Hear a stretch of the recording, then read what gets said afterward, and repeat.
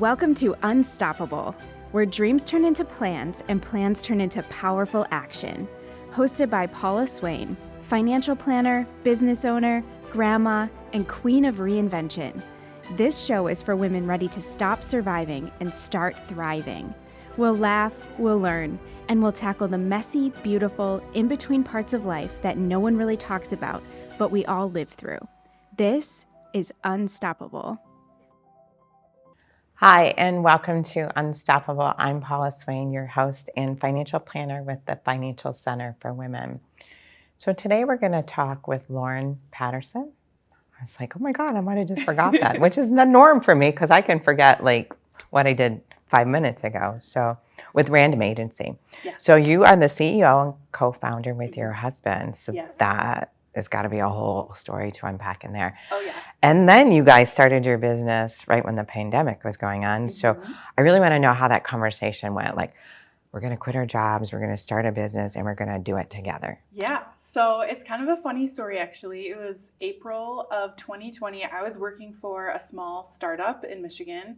Our team was really small, and it was in the live events business. So as you can imagine, April of 2020 came around. No events. No events at all. And we all got laid off, unfortunately. And that was one of the first times in my career that I was laid off due to, something like this. I think a lot of us in the pandemic went through a lot of things we never thought would happen. But in that time, when my husband and I, we weren't married yet, and we had just moved in together, and we're fresh dating about a little over a year. And so he also worked in marketing. And so he's very familiar with the space. And I thought, well, I could, apply for a job at another agency or, another marketing role. But I've always wanted to start my own business. And, it was definitely a scary time of the year and of the world to be starting a business. But I thought, why not? Why don't I just try? I'll start with freelancing. One or two clients, give it a go. And then it honestly snowballed from there into, growing this business. So yeah, a lot of people ask like, oh, isn't that the worst time ever to start a business? And sometimes the universe just leads you to try something. And if you have the guts to give it a go, it might work out. Well, yes, there's never really a good time to try anything. It's just when you get that nudge.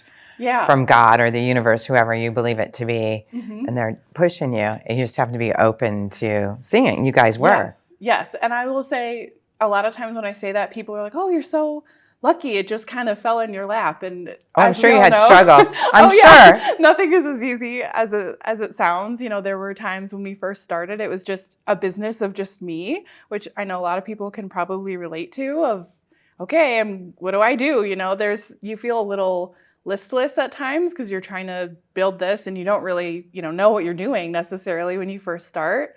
But it really came down to just relationships that I've developed with people, earlier on in my career, and then other people I met along the way who, having genuine connections with them and not trying to like overly sell someone something, but just be there to help, especially in 2020, 2023, really those first 3 years when the pandemic and everything in the world felt so scary.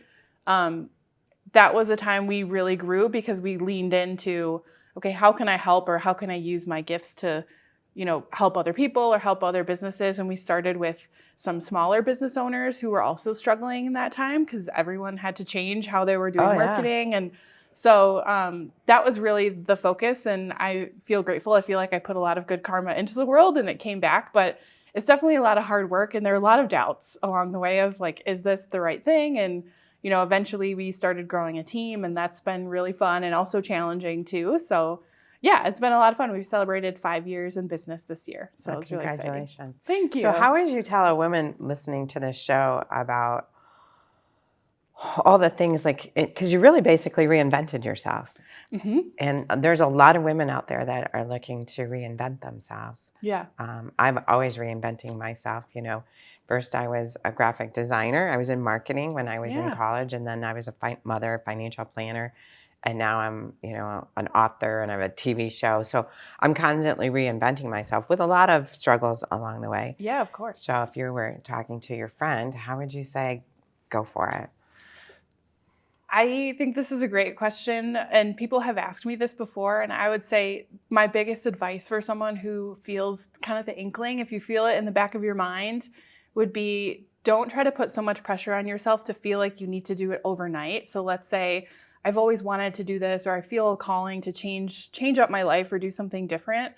Take one little step at a time, because I think, at least for me, it feels really overwhelming if you just say, I'm going to wake up and start this new business and change everything about my life. Like nothing works out well, right? It just feels like too much. The financial planner hat of me would say, you might want to have a savings account and make sure you have enough money to get you through because I think there's a balance, I guess, for what I just said. So one, don't feel like you need to take everything on at once, but also be willing to bet on yourself and know that you have what it takes to do it. So in my case, I was laid off. So it kind of forced me, okay, I have to make a change of some kind, right? Either applying for jobs, which is hard on its own, or starting my own, business or getting my own clients.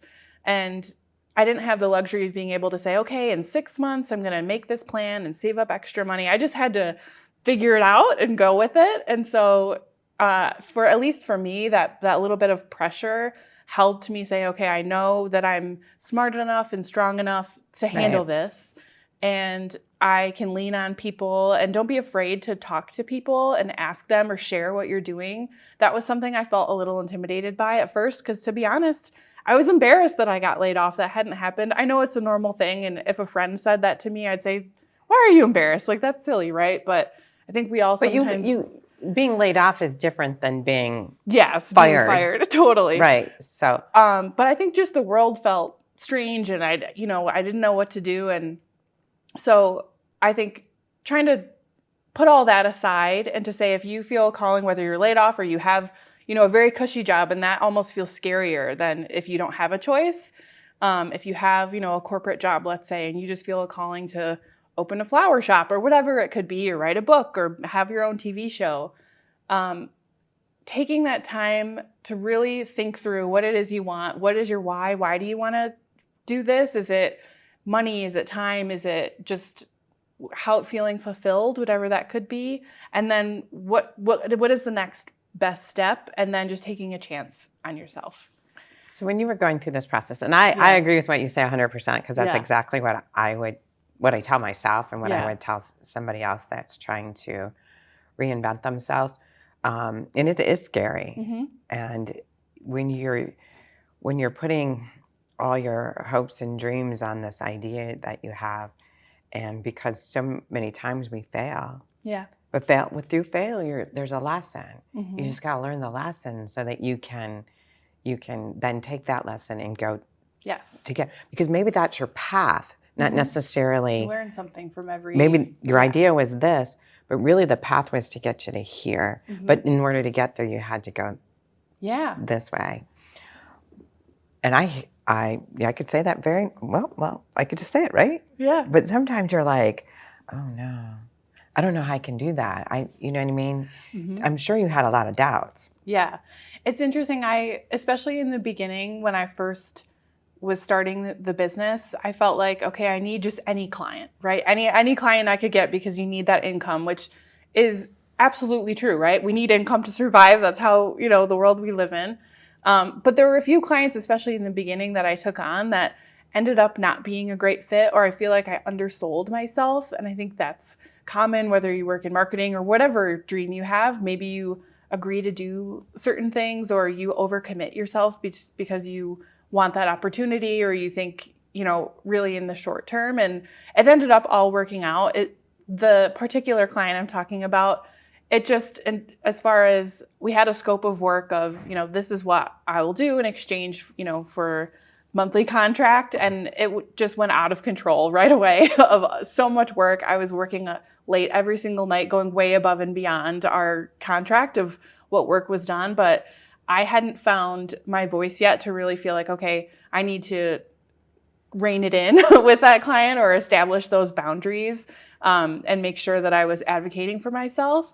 So that's one area where I learned pretty quickly, but I had to learn the hard way, Oh, I think you do. It's like in anything. Like when I first started as a financial planner, oh, no problem. I'll do your plan for free, because of course you're going to you give me your assets and I'm going Yeah. to manage them for you, and I'll have revenue, right? But then you get those people that are just so demanding and change this and change that, and then you're like, yeah, somehow you have to look back and say, what is my value, and what I'm giving to that client? How do I need to be compensated, so do you, but we also have to have boundaries. But you don't know what those boundaries are until you went through the experience that you just went through. Totally. Because had you not, you wouldn't have known. And so in that way, So he was I don't the regret perfect it. client, Yes. or she, whoever Yes, it was. it was he. But yeah, he ended up being a great client for me because I learned a lot about myself and what type of business that I wanted to run, or how I wanted to move forward with my life. And I think, especially if one of your dreams is to work for yourself, I think that can be really romanticized, to be honest, especially on social media. Like, oh, if I just don't have a boss, everything will be great. That's not really true all the time. That's not how it works at all. But I will say I'm grateful to, some of those bad clients, so to speak. They teach us a lot about what type of business we want to run and how we want our life to be. Since starting the business, I've had 2 kids, so that is a big change for me, and I'm grateful. Oh, they have to be under 5. 2 kids under 5. Oh, so you're managing a family. Your husband, John. Yes. And because we always have to manage our men, right? Just kidding. Just kidding. We love them. We love them. So. Yes, I have a 2-year-old and a 7-month-old. Okay, so you have 2 kids, your husband, so family, friends, family, or I said family, your career. Yeah, it's a lot. Yeah, that's a lot to manage. Yeah, a lot of times it's funny, my friends or people who meet us be like, how do you do all the things? And at least for me, I'm lucky because my husband is similar in that way of like, we just sort of run on that energy, or it's exciting and it's fun. I would say that there's that quote where it's like, oh, if you find something you love, you'll never work a day in your life. I don't really agree with that. I think that's also romanticized, but I do think if you are energized by kind of that entrepreneurial spirit, there is some fun you can find in each day, or even if every day isn't 100% fun. Oh, I think even if you're not in a career that you love, or just in life, we have to stop and breathe and to see the moments of joy and gratitude. Yeah. It's really the only way to live. I know. And it's something that I think we all are working on balancing. At least for myself, there are times in life where the balance comes a little easier, and then sometimes it's a little harder. But that's one thing I'm working on, especially for myself, is advocating for my own time of, okay, yes, I'm a mother and I'm an entrepreneur and I'm a wife and all of these things and a daughter, but I'm also Lauren. I'm also myself. So trying to continue to prioritize that is hard, but worth it. Yeah, that's a struggle for a lot of us because I grew up, you took care of the house, and even though you worked, and it's kind of more of a 50-50 kind of thing than when my mom was growing up. But ultimately the children were your responsibility, and he might go out hunting because it's hunting season, or go do this, and you're still there, and there doesn't happen to be, when's Paula going? And I think it's not to do with the men that we marry or date or whoever it is because we don't do it. Yeah, they prioritize themselves, but we never prioritize ourselves. Yes, I think that's true, and that's a good point. Actually, in therapy, I found to be very helpful, especially just being alive in the world, but managing everything. But that is a good point. I think my husband does a great job of prioritizing or vocalizing, hey, I need a break, or I need some time. Whereas I'll just kind of run myself, and be really busy at times. So it's a constant practice, I feel like, for all of us, but women especially can sometimes be harder. But I'm trying to make it good, at least once a week, do something fun that's just for me that has no benefit other than I like it. So we talked about reinventing ourselves and then the struggles of managing families and careers. And I think as older women, especially women who are trying to reinvent themselves over the age of 50, is this whole digital age, and it's not. I mean, I think I know stuff, but I really don't. And now we got AI coming in and all these other things, and young people grab it really quickly because that's what they're used to. Grew up with it, But I didn't grow up with it. So, how do you? And you're young. You're young, so. If you were talking to a friend, and I'm sure you use it in your marketing and advertising, how does someone become aware of, or not aware, but learn how to use this digital if we're going to maybe rebrand ourselves or start a business or? Yeah, that's a great question. And I love this because the curiosity is the biggest part. And I think if you're curious about the technology, you're already ahead of so many people who want to reinvent themselves, but maybe don't have all of the tools or don't have some of the courage to do it. So I would say if you're interested, the great thing about AI is that it's come so far, even in the last 6 months. And I would say it's not out to take anyone's job immediately just yet, unlike what you might hear on the news. However, but it will eventually. Eventually. Yeah, sure. I think it will because, you know, I can put something into AI, and within 2 minutes, I have a written email for it. Yes. You know, I think that's a great use case. Not even 2 minutes, 2 seconds. Yeah, 2 seconds. That's a great use case for how you can start using AI in small ways. Don't think you need to, master it overnight, but AI can do things and can help you in ways that make your life easier, your personal life and your professional life. So if you want to start out on social media, or if you want to create an email newsletter, maybe that's something, if you're an author or an aspiring thought leader, something you want to do, AI can help you do that more quickly, or at least give you a place to start. I would say my word of advice is don't just copy and paste everything it spits out, because it can and does make a lot of mistakes. Or it doesn't just sound like a person or sound authentic. There's a lot of training and really free resources, especially now, even from Google has a free classes that teaches you exactly how you can use it. So if you wanted to apply and learn more about marketing or using AI for marketing a business, if you want to reinvent yourself and start a business or do something different, even if it's not a business, it's a personal passion or hobby that you want to learn about. I think sometimes people apply AI only to business use cases, and it is helpful there, but it can do a lot. It can, it can build you a business plan. You could Totally. say, I want to sell this cup. Yeah. And what should I do? What should I do? Where do I Build start? me a plan. Yeah. Yes. But you really do have to read it because, and you have to be very careful because I used it for a book that I was writing. And so I wrote everything out the way I wanted it. And I said, okay, fix my grammar errors. Yeah. It rewrote my content.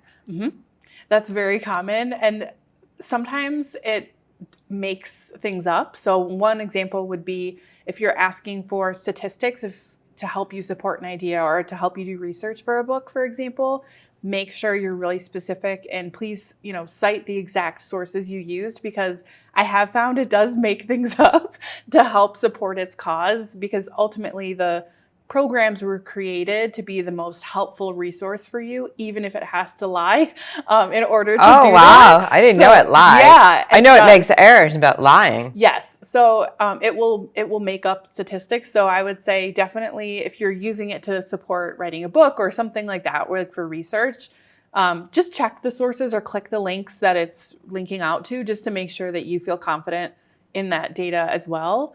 But even, in your personal life, it can help you organize, your to-do list, or if you, let's say. You could say, this is what's in my refrigerator. Make me a meal plan for today. Totally. If you say, I've always wanted to try oil painting, for example, you can ask where should I get my resources, or how could I start to do this? And it'll make a whole plan for you of how you could make a daily art practice if you want. I think that's sometimes an underutilized way that you could explore AI in your life and get more comfortable, and then just use it more and more, and give it a try. Experimentation is the big thing that I think I would encourage anyone who wants to reinvent themselves, no matter how old they are, to be open to and be okay with getting it wrong, as vulnerable as that feels sometimes. I have found to move through the hard situations and allow yourself to be vulnerable is almost always worth it, because something comes out of it on the other end, even if it's not what you expected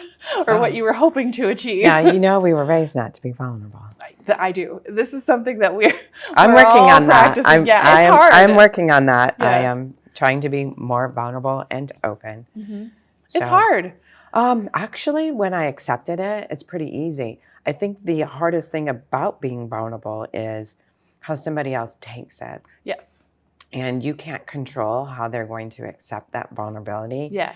Are they going to accept it and embrace you, show you empathy, or are they going to use it to hurt you? Yeah, that's always a risk. That's one of the risks that comes in our personal life and in our professional life too, right? Of being truly ourselves or being authentic and being vulnerable. There's ways you can be guarded and know the right situations of how much to share, but I found, at least in the long run, it's always worked out in my benefit to try, at least so far, to try to lean towards that when I can. I'm certainly not perfect. There are definitely times where I'm shut down and closed off. But in your industry, and I'm assuming you work with a lot of men, to be able to have that empathy that you need without having to be that, tough person. Yeah, that's something the that masculine I've side seen. of Lauren comes out. Yeah. And maybe mixing that in with the feminine side. Absolutely. Especially in my early 20s and when I very first started working in advertising agencies and big companies that are traditionally very male dominated. It's challenging because you do get advice oftentimes, unfortunately, I feel like from other women that you need to be more like a man or, be really tough or be really serious or whatever that is. And I've seen, some women embrace it and are very successful in that way. That never really felt like me. And I dabbled or tried that, but it didn't work for me, I guess, in terms of growing. I found more actual success just being who I was and having that, leaning into the empathy and really understanding communication. I think if you can practice and master good communication with people who are different from you, especially men sometimes, and that has been the most helpful thing with my career in, big companies. And even now as a small business owner, having new business calls and meeting clients, really understanding like what's at the root of what someone's asking for or what their feedback might be. That's more important to me than like trying to be a tough woman or whatever, like bravado that people suggest you have. At least for me, that didn't feel right. And that I feel like I didn't do my best work or represent myself in the best way that I would be proud of. So I was willing to forego that where, Well, communication's the key to everything, isn't it? Yeah, it really is. And it's hard. Even with those young kids you have at home and your husband. I mean, it's important. Yeah, I grew up where you had to be the tough woman, fit in, be the masculine side. And it's, once you find yourself in that role, it's really hard to change out of that role because I automatically go into it because, and in my industry too, there's, for every 100 male advisors, I think there might be 5 female. So it's different, but I think it's coming around, and at this point in this age that I am right now, I don't care. Yeah, I do feel like I am lucky in that I have more of an opportunity to not have to embrace that or to try. And that is one thing, starting Random with co-founding the company, and we found a lot of clients, we talk about how we're women-led, and that is really attractive to a lot of especially smaller businesses and people, wanting to work with someone who isn't just all about, the bottom line or, moving you along, who really tries to place that empathy in the business place as well. So I think I feel good about it, I guess, having that be one of our values. And we found good feedback from clients that they, appreciate. I mean, especially with marketing, like it's not rocket science, right? We're not saving lives at the end of the day, but being able to kind of take a step back within that has been helpful. And we've seen some good success. You say you're small, but I took a look at your client list. Yes. So pretty impressive. Thank you. Yes. Our largest client is Comerica Bank. So they're a regional bank in Michigan, as you know. And it's interesting. We've grown. Our first year, we grew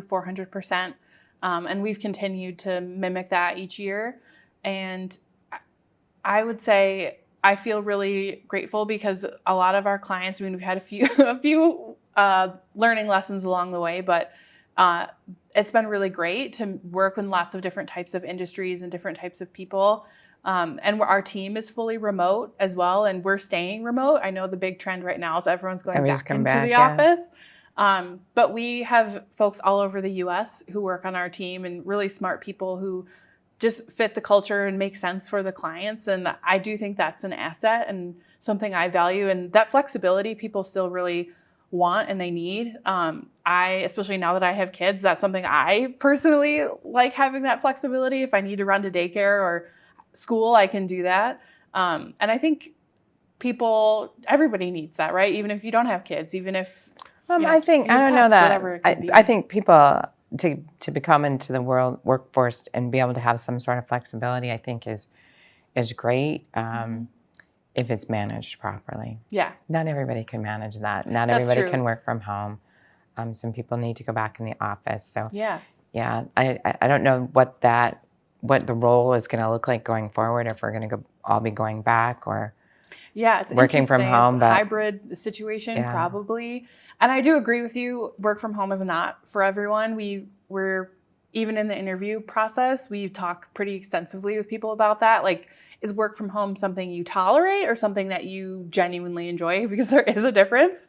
And some people just tolerate it and they would really rather prefer working in an office. And I miss benefits.